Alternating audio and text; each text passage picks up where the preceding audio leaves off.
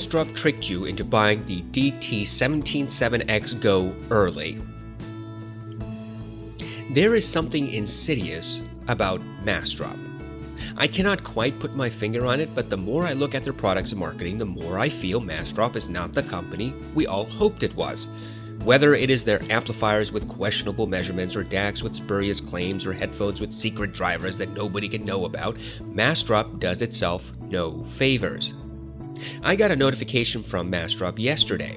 It said that the 177x were now discounted for $380, and it pissed me the hell off. It looks like Massdrop tricked you into buying the Beyerdynamic DT177x Go when they were first released. But before we get there, we should take a look back at my experience with the 1770, the originals. It is no secret that I despise the Beyerdynamic DT1770. I purchased those headphones based upon professional reviewers' high marks.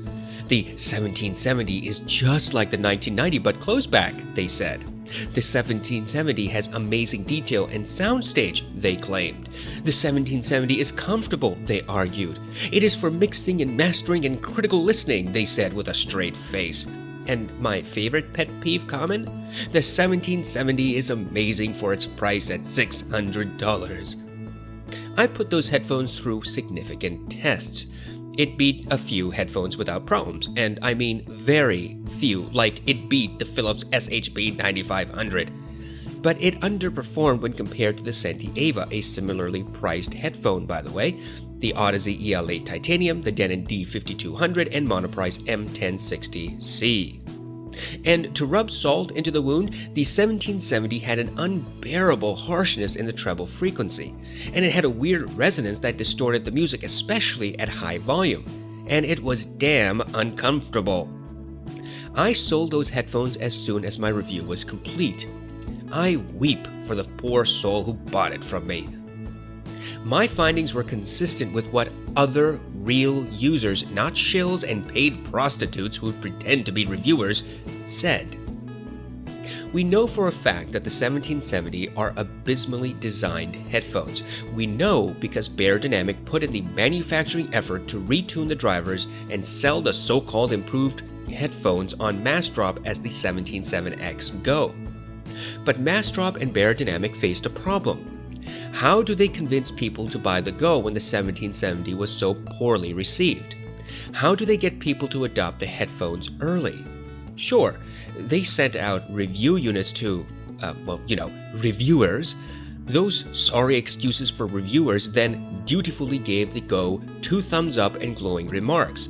But real people had to actually buy the headphones. So Massdrop announced that for a limited time only, for a short period only, the 177x would be sold for $380. They said that the Go would be on sale for early adopters until May 15, 2019. After then, the headphones would be sold for the regular price of $450. As soon as I saw this, I uploaded a video titled "Welcome to the Danger Zone" about the 177x. I warned that the marketing was deceptive, that the early adopter price was suspicious, and that the information about the headphones was spurious at best. It appears that over 700 people decided to take Massdrop for their word and put down their money. Clearly, people got the headphones shipped to them, and Massdrop's page now shows 36 very positive reviews. Of course, none of the reviewers actually compared the 177x Go to any other headphone.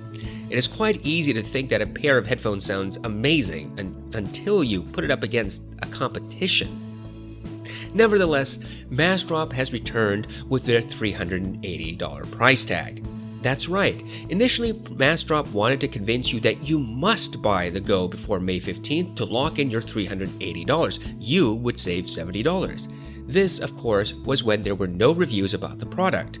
Zeos was kind enough to provide glowing comments about the product, but once again refused to do an actual test.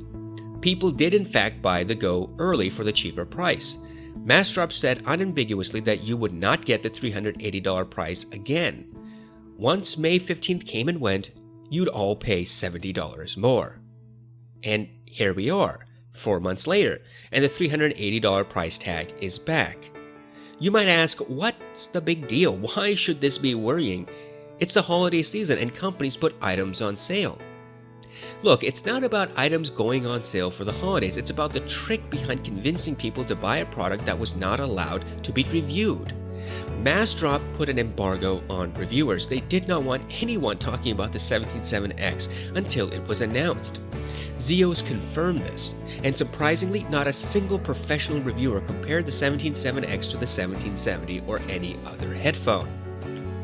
Combine that failure to conduct actual tests and reviews with Massdrop's threat, "Buy it now or you'll lose the discount," and what other conclusion can you logically reach? The early adopter price was nothing more than a gimmick to get people to buy the product under the shadow of doubt. Ultimately, the more I look at and test Massdrop products, the more I am convinced they are very flexible with the truth. The build quality for their own branded products is hit and miss.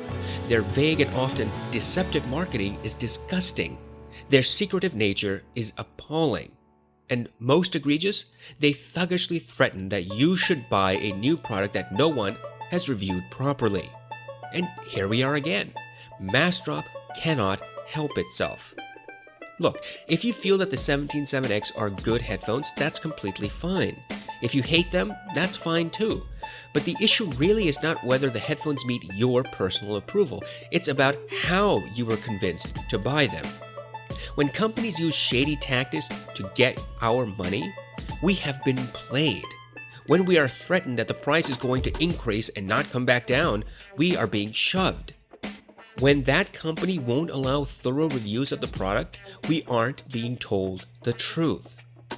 For those who have not yet jumped off the Massdrop bridge, please just consider whether you're being played.